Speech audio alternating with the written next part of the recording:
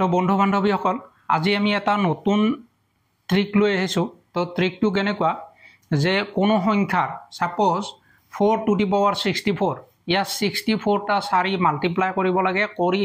আমি এই সংখ্যাটোৰ একক ঘৰ ইউনিট ডিজিট নাম্বাৰটো উলিয়াব লাগে। তো ইউনিট ডিজিট নাম্বাৰটো তৎক্ষণাত একক ঘৰত থকা সংখ্যাটো আমি তৎক্ষণাত কেনেকৈ উলিয়াম। সিমিলাৰলি অন্য সংখ্যাবোৰৰ ক্ষেত্ৰতো দিয়া আছে 9ৰ পাৱাৰ দিয়া আছে 2656। তো এইটো মাল্টিপ্লাই কৰি আমি একক ঘৰৰ সংখ্যাটো উলোৱাটো ইমান সম্ভৱ নহয়। আমি ইয়াত ট্ৰিক ইউজ কৰিম, সেই ট্ৰিক ইউজ কৰি আমি তৎক্ষণাত একক ঘৰৰ সংখ্যাটো উলিয়াব পাৰোঁ।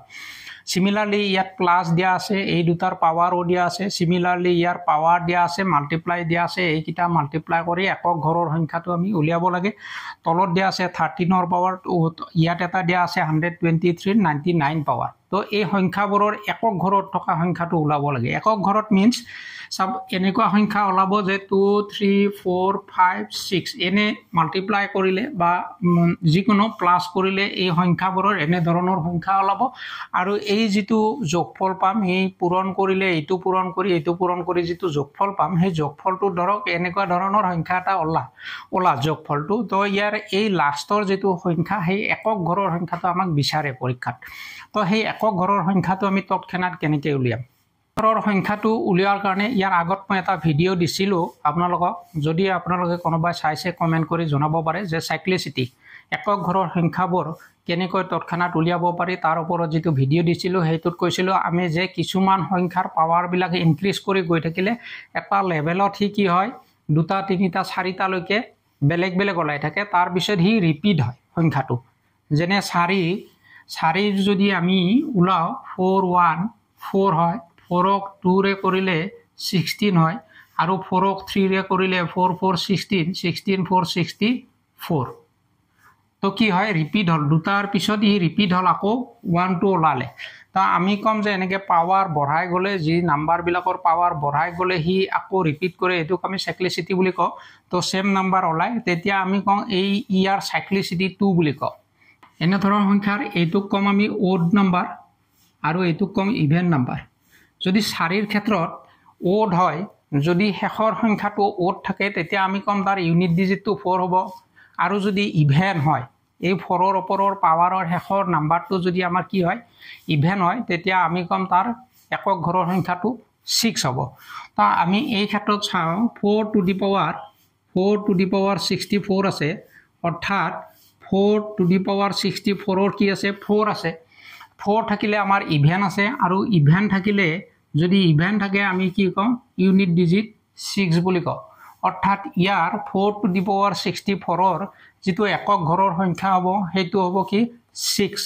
4 আৰু 9 এই দুটাৰ ক্ষেত্ৰত যদি অড থাকে তেতিয়াহ'লে সেই সংখ্যাটো ওলায় কি হয় 4 ওলায়। 9ৰ ক্ষেত্ৰত সিমিলাৰলি 9ৰ ক্ষেত্ৰত 9ৰ 1 থাকিলে 9 হয়, 9 2 থাকিলে 81 হয়, অৰ্থাৎ 9 3 থাকিলে কি ওলাব তো 729, অৰ্থাৎ ৰিপিট হৈছে। সিমিলাৰলি যদি 4 ওলায় তেতিয়াহ'লে কি ওলাব একক ঘৰত 1 ওলাব। সিমিলাৰলি 5 to the power 97 আছে। তো কি হয় আগৰ ভিডিঅ'টো দিয়া আছিল মোৰ 0 1 5 6 এই যিবিলাক নাম্বাৰ আছে 0 1 5 6 নাম্বাৰবিলাক, এইবিলাকত যদি 0ক মই পাৱাৰ এন কৰোঁ 0 ওলাব, 1ক পাৱাৰ এন কৰিলে 1 ওলাব, 5ৰ পাৱাৰ এন কৰিলে 5 ওলাব, 6ৰ পাৱাৰ এন কৰিলে একক ঘৰত 6 ওলাব। 5 to the power 97 থাকিলে 5 to the power n থাকিলে একক ঘৰত 5 হয়, 97 আছে, গতিকে ইয়াৰ একক ঘৰত 5 ওলাব। 6 to the power 125 আছে, 6 to the power 125 হ'লে একক ঘৰৰ সংখ্যা 6 ওলাব। আকৌ 9 আৰু 4ৰ আমি কৈছোঁ দুটা সাইক্লিসিটি নাম্বাৰ থাকে। 9ৰ সাইক্লিসিটি দুটা থাকে, দুটাৰ পিছত ই ৰিপিট হয়, অৰ্থাৎ 9ৰ 1 থাকিলে 9 হয়, 9ৰ 2 থাকিলে 81 হয়, অৰ্থাৎ অড থাকিলে একক ঘৰত 9 হয় আৰু ইভেন থাকিলে 1 হয়। তেতিয়াহ'লে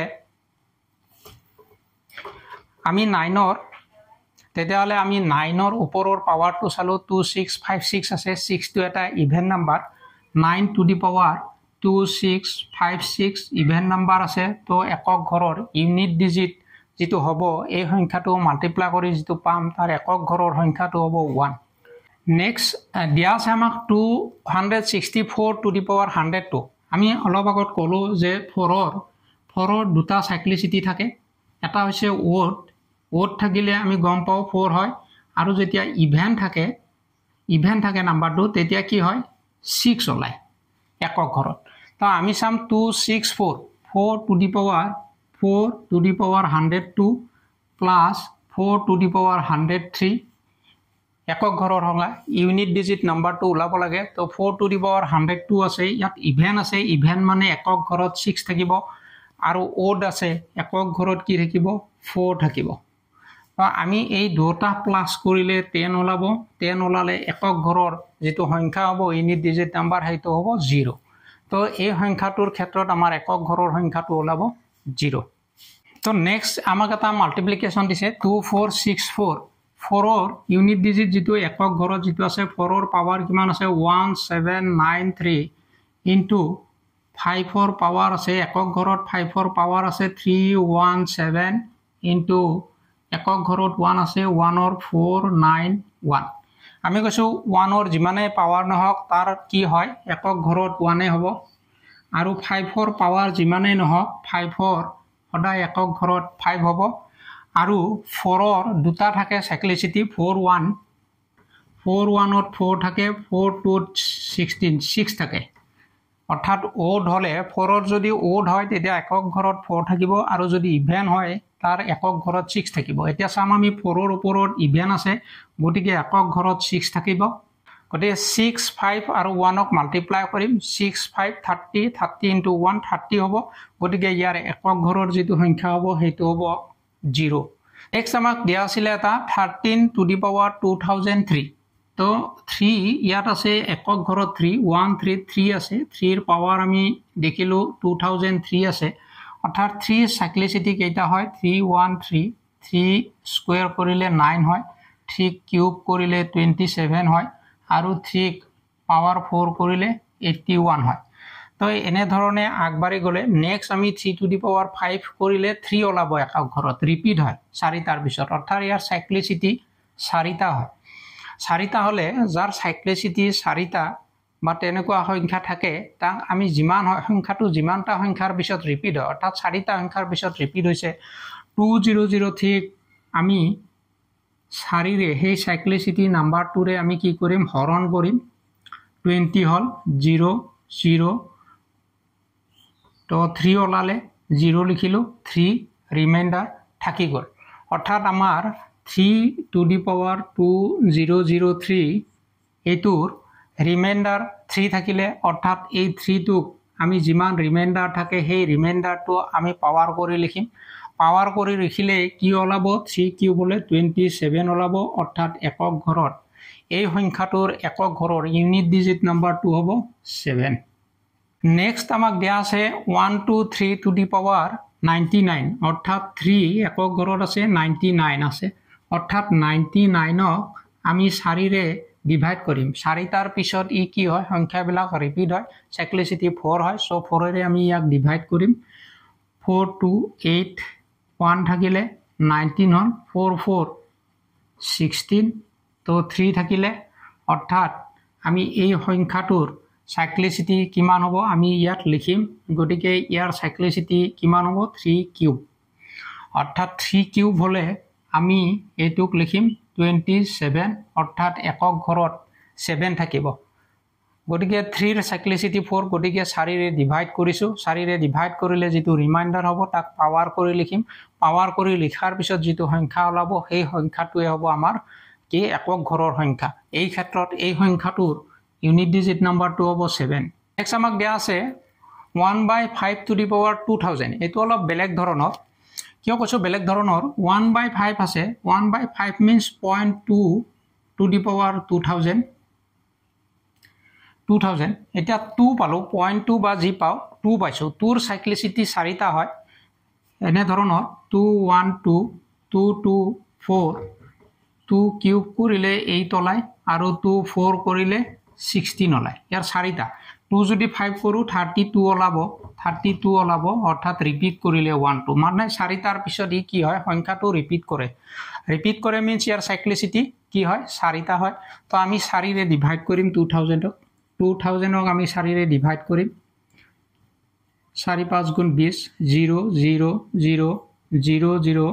0 তো যেতিয়া আমি ডিভাইড কৰিছোঁ ইয়াৰ আগত কৈছিলোঁ যে ডিভাইড কৰাৰ পিছত যিটো ৰিমাইণ্ডাৰ ৰৈ যাব সেই সংখ্যাটোৰ আমি কি কৰিম পাৱাৰ কৰিম এই সংখ্যাটো ধৰক আমি পাৱাৰ কৰিলোঁ হয় যিমান ৰিমাইণ্ডাৰ থাকে ইয়াত এতিয়া আমাৰ ৰিমাইণ্ডাৰ নাই তো ৰিমাইণ্ডাৰ নহ'লে আমি কি কৰিম ৰিমাইণ্ডাৰ নহ'লে এটাই কাম কৰিম যে সংখ্যাটোৰ সাইক্লিসিটি কিমান ইয়াৰ সাইক্লিসিটি হ'ল 4 তো আমি তাৰ পাৱাৰ 0.2 ইয়াৰ সাইক্লিসিটি 4 গতিকে আমি সংখ্যাটোৰ সাইক্লিসিটি পাৱাৰ কৰি লম তো পাৱাৰ কৰি ললে 0.2 * 0.2 * 0.2 * 0.2 এইখিনি আমি 4টা মাল্টিপ্লাই কৰিম 0.2 to the power 4 তো 4 2 is 8 8 2 is 16 তো 16 কিমানটাৰ পিছত পইণ্ট বহাম 4টাৰ পিছত তো 4টাৰ পিছত বহালো তো ইউনিট ডিজিট নাম্বাৰটো কি হ'ব ইউনিট ডিজিট নাম্বাৰটো হ'ব 6 তো ইয়াৰ একক ঘৰৰ যিটো সংখ্যা আছে সেই সংখ্যাটো হ'ব 6 যদি আজিৰ এই ভিডিঅ'টো আপোনালোকৰ ভাল লাগিছে এটা শেয়াৰ কৰিবলৈ পাহৰি নাযাব আৰু কমেন্ট কৰিবলৈ পাহৰি নাযাব আজিলৈ এৰিছো বাই বাই টেক কেয়াৰ